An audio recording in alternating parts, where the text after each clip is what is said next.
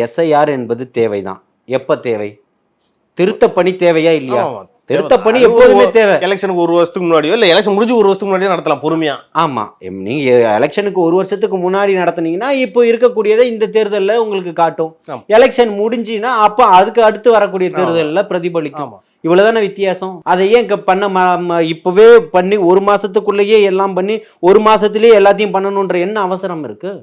அப்போ ஒரு 10 பேர் சேர்ந்து இந்த உச்சநீதிமன்றத்துக்கு எதிரான ஒரு தீர்ப்புக்கு இன்னைக்கு போக முடியலையே.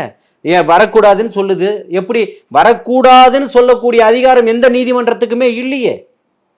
ஒருத்தனுக்கு நீதி தேவைன்ற தாமதிக்க மறுக்கப்படக்கூடிய நீதியை தாமதிக்கப்படக்கூடிய நீதி மறுக்கப்படக்கூடிய நீதிக்கு சமம் சொல்றீங்க, அப்படிதானே? ஒரு நாய்க்கான ஒரு பிரச்சனைக்கு 10 பேர் சேர்ந்து போய் உச்ச நீதிமன்றத்தில் நின்ன உடனே போட்ட சட்டத்தை ஆர்டரை திருப்பி வாங்கப்படுது, உடனே வாங்கப்படுது. அப்ப இந்த 7 கோடி மக்களுமே இந்த நாய்க்கு கூட மதிப்பு இல்லையா?